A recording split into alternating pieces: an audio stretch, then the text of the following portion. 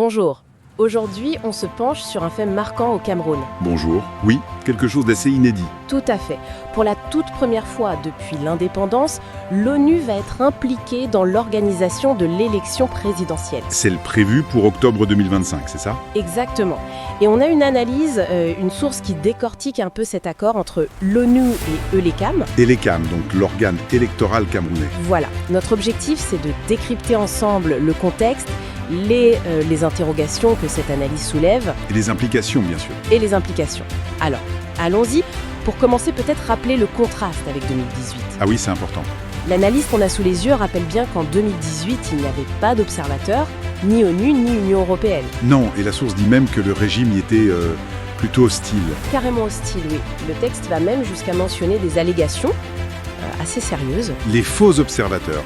Oui, de faux observateurs de Transparency International qui auraient été utilisés. C'est ce que dit la source. D'accord. Et c'est dans ce contexte donc qu'arrive cet accord ONU-Elecam pour 2025. Exactement. Et là, ce qui interpelle tout de suite dans l'analyse, c'est le timing. Le moment choisi. Oui, le moment. La source trouve ça curieux, c'est le mot utilisé, voire suspect. Pourquoi maintenant ? Bah oui, pourquoi juste avant 2025 ? Pourquoi pas en 92, 97, 2004, 2011 ou même 2018, justement.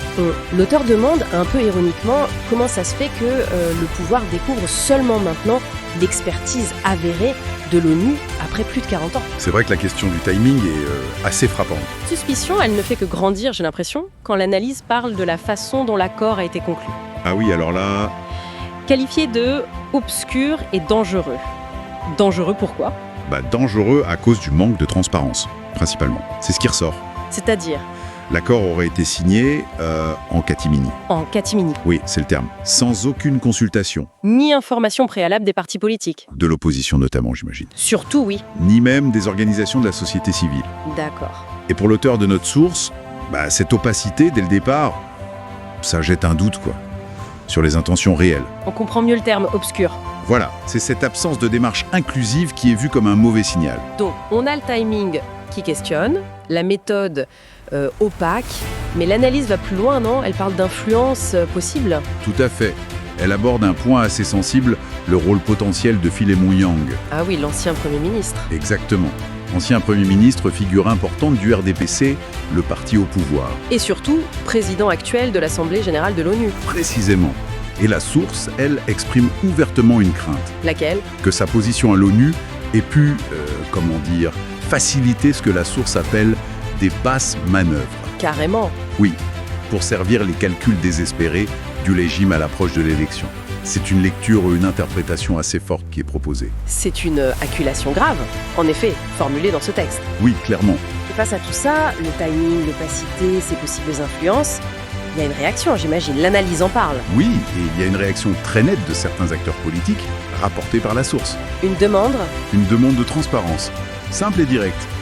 Des partis comme le MRC, l'APC, Le mouvement pour la renaissance du Cameroun, l'Alliance patriotique camerounaise. c'est ça. Et aussi un collectif appelé le Peuple du Changement. Ils exigent, selon notre source, la publication, La publication de l'accord, oui, immédiate et intégrale, de la convention ONU et l'ECAM. Leur argument est logique. Un texte aussi important pour la démocratie, devrait être public. exactement, aussi public que la Constitution ou le Code électoral.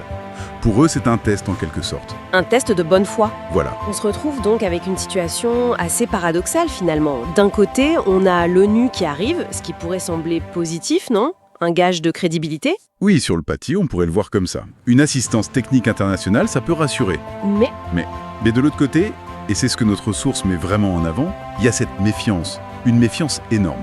de la part de l'opposition, de la société civile, Exactement. Et cette méfiance, elle n'est pas sortie de nulle part.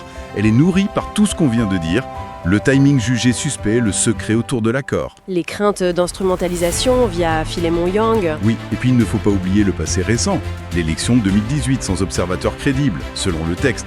Tout ça mis bout à bout, ça crée un climat de suspicion. L'arrivée de l'ONU est loin de faire l'unanimité, c'est le moins qu'on puisse dire, d'après cette analyse. Alors, qu'est-ce qu'on retient de tout ça, pour celles et ceux qui suivent ces questions ? C'est un cas d'école, presque. Oui, ça illustre bien la complexité, en fait, l'aide internationale dans les processus électoraux nationaux. Tout à fait. Même si l'intention de l'ONU est bonne, sur le papier. Les réalités politiques locales, les suspicions, le contexte historique, tout ça rend les choses très compliquées. Et ça montre encore une fois à quel point la transparence est Crucial fondamentale. pour bâtir un minimum de confiance démocratique. Sans ça, c'est difficile. Absolument. Et ça nous amène peut-être pour finir à une question plus large, qui va au-delà du Cameroun. Une question à laisser mûrir. Oui. Dans quelles circonstances, au juste, l'aide électorale internationale arrive-t-elle vraiment à renforcer la démocratie? À consolider la confiance. Bonne question. Et à l'inverse, quels sont les signes qui devraient nous alerter? Les signaux qui montrent qu'elle risque, peut-être involontairement, mais qu'elle risque de servir les intérêts des gens en place. Ou de complexifier encore plus une situation déjà tendue. Exactement. Quand est-ce que ça aide vraiment et quand est-ce que ça complique? Ou pire?